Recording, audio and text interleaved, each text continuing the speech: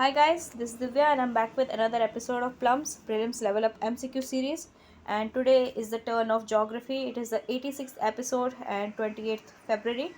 Let us start, and I'm Divya and I'll be taking geography today, and daily we are coming up with Vysh team is coming up with daily 5 MCQs for your preparation, and I hope you guys are watching all the videos. You're not skipping the foundational videos as well. There is very less time remaining for your prelims, so please buck up guys, and do not lag behind. So the first MCQ: which of the following rivers originate in Western Ghats and flow towards east? Right? So such question was also related question was asked in prelims. So you have to answer.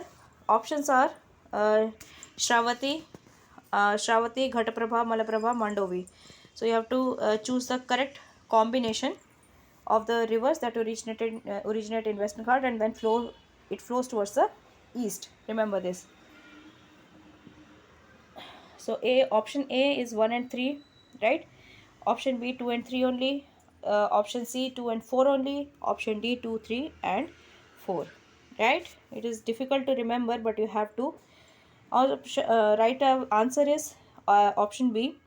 So the rivers that originate in Western Ghats, which flow towards the east, east, are actually three main rivers: Godavari, Krishna, and Kaveri, and their tributaries as well, like Tungabhadra, Bhima, Malaprabha, Ghataprabha, Hemavati, and Kabini. So you can see B, that is 2 and 3. Ghataprabha, Malaprabha flows towards the east. Now we'll see the rivers that originate in Western Ghats but flows towards the west.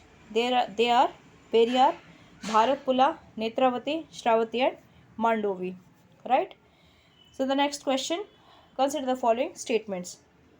So it is about United Nations Convention on Law of the Sea, UN clause, right? In short, it is called UN clause. So statement is UN clause 1982 is also known as the law of the sea. Second statement, International Seabed Authority was formed as an intergovernmental body under the UN clause. Then the third statement says International Seabed Authority regulates the exploitation of polymetallic nodules, which are rich sources of minerals like copper, zinc, silver, and gold. So you have to choose the correct option, right? The correct combination of these statements. Which of the statements are actually correct? Your options are 1, 2 only, 2 and 3 only, then 1 and 3 only, or all of the above. So please answer guys. So answer is actually D, all of the above, right? Because the UN clause, United Nations Convention on the Law of Sea, is actually called the Law of the Sea, right? And also Law of Sea Convention or Law of the Sea Treaty.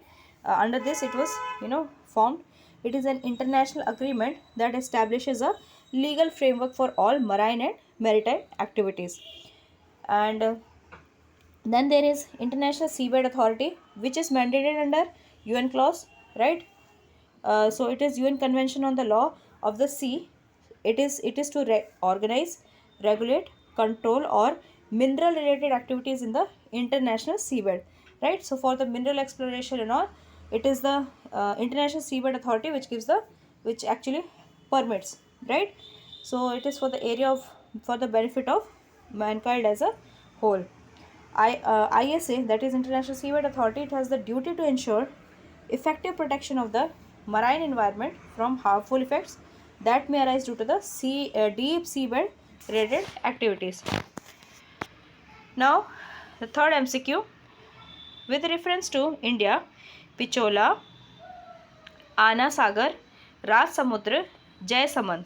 These are the names of what? Your options are glaciers, mangrove areas, Ramsar site, freshwater lakes. So such similar question was asked in prelims. That's why I included this. It is very important that you remember answer this question at least twice if you don't know, right? So I've read the options as well. So let's see the answer now. It is actually answer D. These are the fresh water lakes. Earlier, the saline lakes were asked in Rajasthan. So here I have included the freshwater lakes. So these are Anasagar Lake, Balsamand, Jaisamand, Lake Foy Sagar, Kelana, Lake Pichola, Pushkar Lake, Rajsamand, Bramgarh Lake, and Uday Sagar Lake. Now let's move on to the fourth question. Consider the following statements regarding Coriolis Force. Right, so Coriolis Force, these are some of the very favorite topics of UPSC. So the first statement says rotation of earth about its axis is called Coriolis force. Second statement says it deflects the wind to the left direction in the northern hemisphere and right to the southern hemisphere. Then the Coriolis force act perpendicular to the pressure gradient force. The fourth statement says it is minimum at the poles and maximum at the equator. So you have to find here the incorrect option, right? So the statements which are incorrect, that you have to find. Let us see the options. 2 and 4 only, 1 and 4 only, C 1, 2 and 3, then D 1 and 3. So one thing for sure we know, that not all the options are incorrect, right? So now let us see the answer. Answer is actually A. 2 and 4 only are incorrect, and 1, 3 are correct. So the rotation of earth about its axis, it affects the direction of the wind, and this force is called Coriolis force.